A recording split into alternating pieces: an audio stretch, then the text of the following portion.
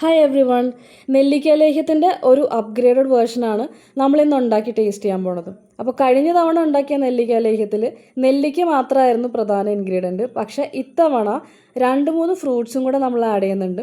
അപ്പോൾ എങ്ങനെയൊക്കെയാണ് ഇതിൻ്റെ മേക്കിംഗ് എന്നൊന്ന് കണ്ടു നോക്കിയാലോ. ഇതിലേക്ക് ഒരു ഇൻഗ്രീഡിയൻറ്റ് ഉണക്കി പൊടിച്ച് ഉപയോഗിക്കേണ്ടതുണ്ട്. അത് മാതളത്തിൻ്റെ അല്ലികളാണ്. അത് കൂടാതെ വേണ്ടത് 2 ക്യാരറ്റ്, 1 ബീറ്റ്റൂട്ട്, 500 ഗ്രാം നെല്ലിക്ക. നെല്ലിക്കയും ചെറുതായിട്ട് അരിഞ്ഞ ക്യാരറ്റും ബീറ്റ്റൂട്ടും 1 ഗ്ലാസ് വെള്ളത്തിൽ 2 വിസിൽ വരെ വേവിച്ചെടുക്കാം. ആറിയതിന് ശേഷം നെല്ലിക്കയുടെ കുരുവൊക്കെ സെപ്പറേറ്റ് ചെയ്ത് എല്ലാം കൂടെ നന്നായിട്ട് അരച്ച് മാറ്റി വയ്ക്കാം. ഉണങ്ങിയ മാതളം 1 ടീസ്പൂൺ പഞ്ചസാര ചേർത്ത് പൾസ് മോഡിൽ പൊടിച്ച് മാറ്റി വയ്ക്കാം. അടികട്ടിയുള്ള പാത്രത്തിൽ നെയ്യ് ചൂടാക്കി അതിലേക്ക് ശർക്കരപ്പാനിയും നേരത്തെ അരച്ച് വെച്ചേക്കുന്ന ആ മിക്സും ചേർക്കുക. ഇനി ഇതൊരു മീഡിയം ചൂടിൽ നന്നായിട്ട് വരട്ടിയെടുക്കാം.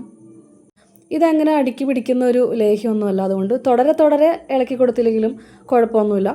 പക്ഷേ നമ്മുടെ കയ്യിലേക്കൊക്കെ പൊട്ടിത്തെറിച്ച് വീഴാതെ നോക്കണം. അത് മാത്രം ഒന്ന് കെയർഫുള്ളായിട്ടിരുന്നാൽ മതി. ലേഹ്യം കുറുകുന്ന സമയത്ത് മസാലാസ് ഒന്ന് ചെറുതായിട്ട് വറുത്ത് പൊടിച്ചെടുക്കാം. ലേഹ്യം ഇങ്ങനെ വിട്ട് വരുന്ന കൺസിസ്റ്റൻസി ആകുമ്പോഴത്തേക്കും പൊടിച്ച് വെച്ചിരിക്കുന്ന മാതളവും മസാലപ്പൊടിയും കൂടി ചേർക്കാം.